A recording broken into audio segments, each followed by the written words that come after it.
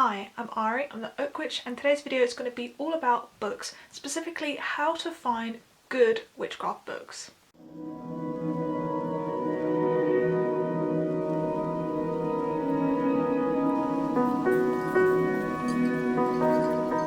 I find that amongst witches it is a common trait to be sort of a book lover, a bookworm. You know, we're constantly researching, learning and reading, and we tend to usually stack up a collection of books. Of course, if you're a witch and you're not a book lover, that's okay. But I find that it's quite common in our community to really get into the whole process of reading a book and recommending witchy books. So that's why it's important that what we are reading and what we're absorbing is accurate, reliable, trustworthy, and just generally respectful. It doesn't surprise me when I see new practitioners recommending and praising books which, let's face it, they just aren't good. Because it's hard to know how to critically evaluate text and how to actually spot if a book is good or not. Coming from an academic background myself, these sort of critical thinking skills, evaluation techniques, and using your intuition comes kind of like a second nature. It's what you're sort of ingrained into your brain. And I think these skills is what we should all be utilising when we're reading occult and witchcraft books. You know, these are non-fiction books, they're not fiction. They're displaying information which is either correct or not correct. Obviously you can use UPG, but essentially books tend to be a form of like a resource for us. They are a reference for us. So we need to make sure that the information we're reading is reliable and trustworthy. So this video aims to go through 5 tips or indicators of a good book to help prevent, I guess, in our community, the passive intake of misinformation and just sometimes cultural appropriation and just unsatisfactory books on a specific tradition or type of witchcraft.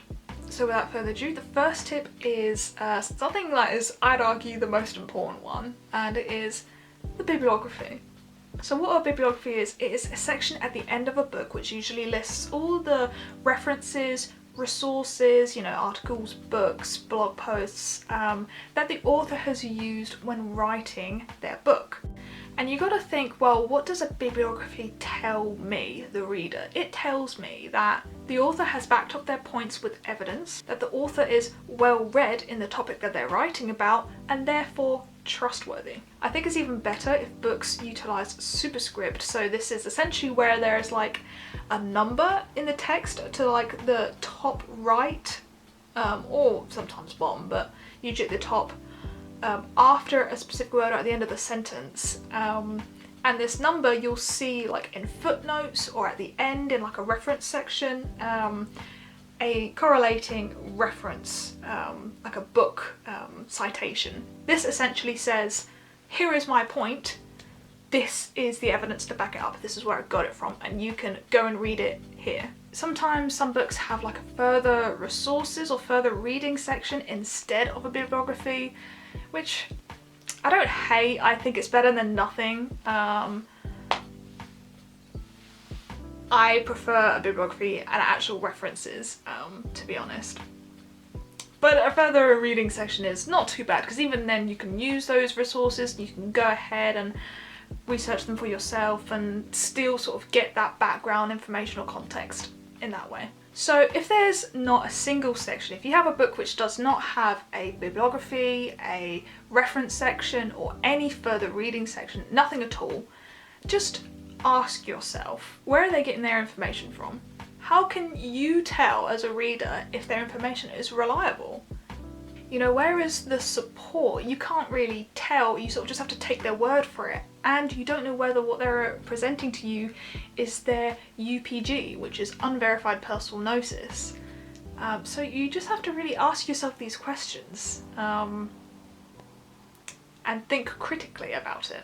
So the next indicator is author credentials. So author credentials are usually on the back of the book as such. They usually have a section at the very front of the book and sometimes they will have them at the very back as well. This is a section where they essentially detail their level of expertise, their achievements, academic or in prior writing based skills, years of study, perhaps in a specific tradition that they're writing about, or a type of witchcraft or spirituality. They will essentially tell you their background information, their personal background context to which they're like writing this book. Some books don't have one, and I don't think that immediately makes it a bad book. I'd say it just definitely means you should Google the author and try and like figure out who they are, why they're writing this book, etc. Have a little Google of the author's name and see what comes up. So what do author credentials tell me? Well, it tells you as a reader that they actually know what they're writing about. You know, they have that sort of background in the topic they're writing about. For example, this is a really good book, by the way. Vaughan Mooney, she has her own channel, I'll link it below. But she wrote this amazing book about traditional Wicca, outlined a lot of common misconceptions about solitary Wicca versus traditional Wicca, which I can go into a whole separate review about this book, but she wrote a book on Wicca. And at the back she details that she's a Gardnerian priestess, she holds a graduate degree in religious studies, and all sorts of other things about her. And she even lists her website where you can go like visit her and see what else she, you know, who she is. So what does this tell me? This tells me that this is a book about traditional Wicca. Specifically, traditional Wicca is initiatory sort of coven-based Wicca, not the solitary neo-Wicca which you still see on the internet quite a lot. So you would want to see a traditional Wiccan write this book, and you know that she is. There you go. You can gather from her author credentials that she knows what she's talking about. You know, she has that background, so you can trust her, it's reliable. So the third tip is looking at the publisher.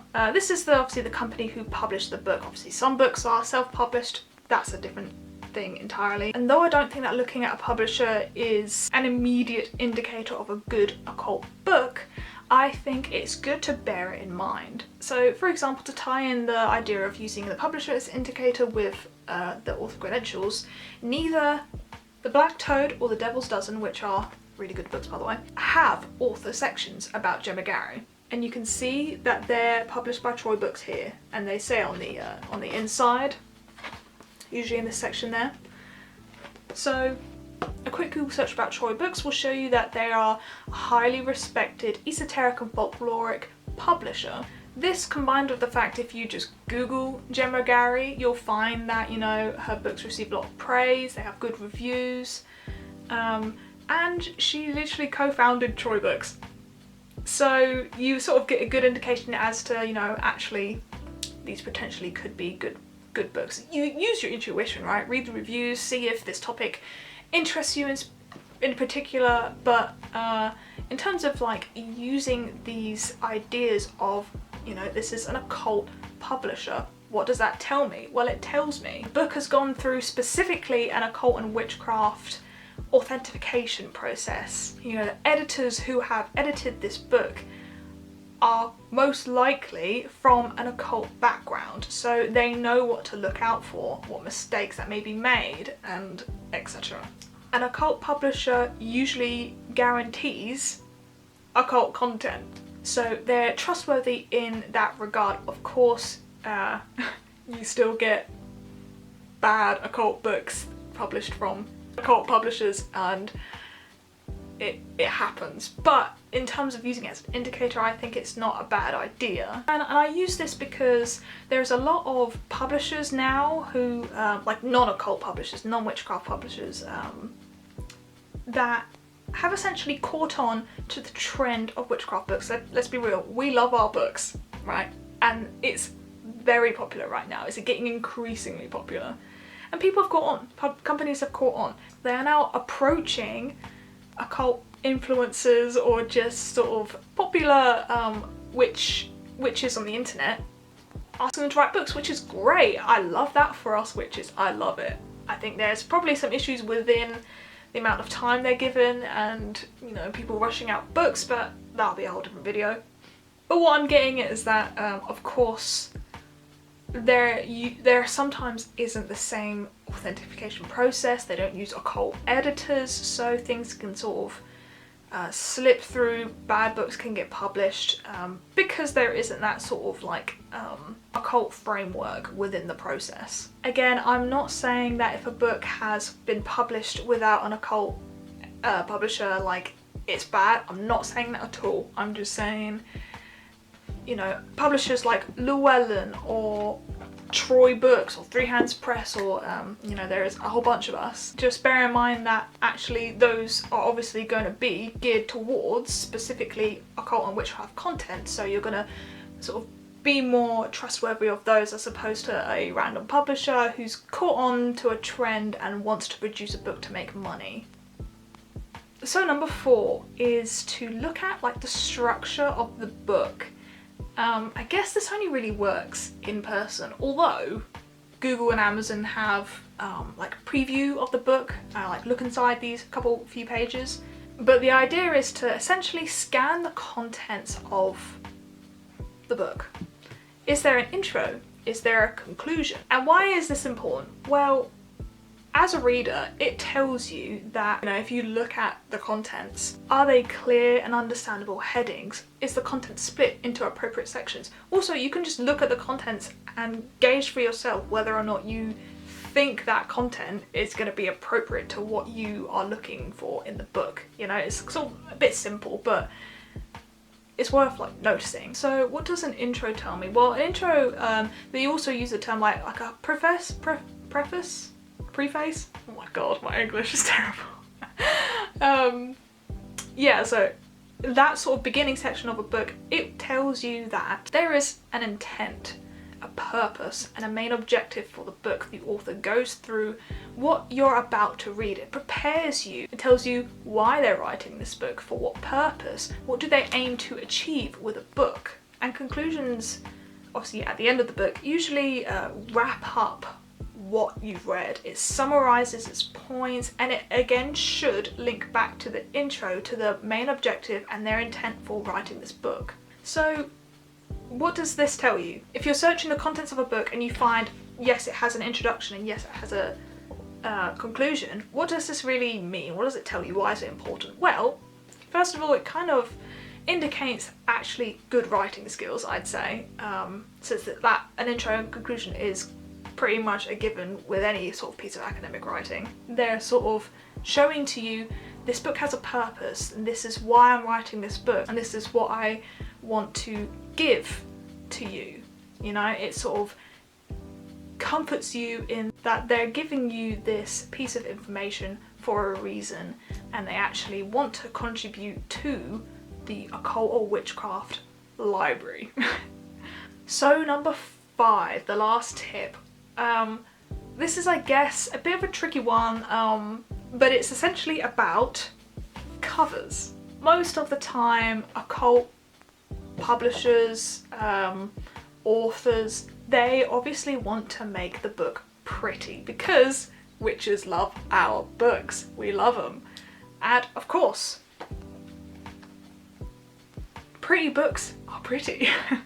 It's obvious they look amazing, and you know, they're great for Instagram pictures and aesthetic. It's the psychology of obviously being drawn into a book. So of course, publishers and authors, they want their book to be aesthetically pleasing, and there's nothing wrong with that. You know, inherently there's nothing wrong with that. My point is just sort of reflect when looking and browsing for books. Reflect.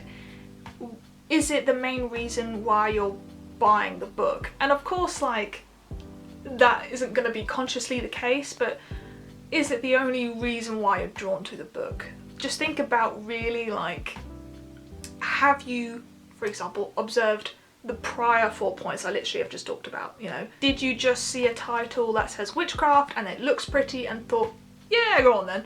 You know, like, did you actually look at the content of the book? I think obviously my point really is that, like, it's the quality of the content versus the quality of like the appearance of the book. I guess go straight to, if you're searching online, look at reviews. If you're in person, go straight to the blurb. Look at the contents, the bibliography. Check if there's a bibliography. And like I said before, there's underlying psychology. You know, we're drawn to prettier books. And it's that saying, isn't it? Don't judge a book by its cover. Just as ugly books can be, you know, really amazing and have great content, really pretty books can just have really bad misinformation and actually damaging information. What does a cover tell you? Well, a cover doesn't really tell me anything, and I think that's my point. It tells me that, like, they really want to sell the book, and I think that's my overarching point of tip number 5. A cover tells you that it's pretty, and it tells you that they want to sell it to you. Again, nothing wrong with that. I support witches writing books. By the way, this is a really, really good book. I'm going to talk about it in another video, but really good. It tells you that obviously they want to sell it, and I'm all for witches selling their books because, you know, go, good for you, you know, good for you, love it. But of course, I don't really think it should be a massive indicator. Of course, you can have books that are like really amazing and then have a really beautiful cover. But I tend to see beginner practitioners kind of like falling for these really pretty books that tend to be like really basic and really bad and hold misinformation, which misinformation is damaging, especially when you're recommending these books as well. Like, it's spreading that misinformation, and that's why I guess I'm making this video. So yeah, those 5 points combined, I think, you know, they're what I use in terms of looking at books. I look at the content, I look at the bibliography, I look at the author credentials, I look at it all. Reviews are also a good thing to look at as well. That's another important indicator, but that just goes with, in general, researching the book. Reviews in themselves aren't always like a good indicator because everyone has their own different opinions. You know, everyone sort of has their own pet peeves with books. What would upset someone about a specific book and the way they've written it might not really bother me at all. So I do sort of take reviews with a pinch of salt, especially the good ones. You know, some people just give 5-star reviews because they haven't really read anything better. So basically, yeah, that's my point. Like, reviews are good, but just don't like hyper focus on them. And yeah, I think that's all I've really got to say. I hope I made any sense. And I will be doing a best witchcraft books video. There's one book that I need to read before I make the video, basically, because I think that it's gonna be a good one, and I'm waiting till I've read it and then I'll maybe put it on the list or not. But that will be coming. Yeah, I hope this has helped. I truly love reading occult and witchcraft books, and I hope I didn't offend anyone, or, you know, it's not my intention obviously. I just want to help people garner their sort of like critical thinking and evaluative skills, you know, and sort of putting across that these things are important to really question and think within and self-reflect and do it with books. So yeah, thank you for watching and see you in the next video. Bye!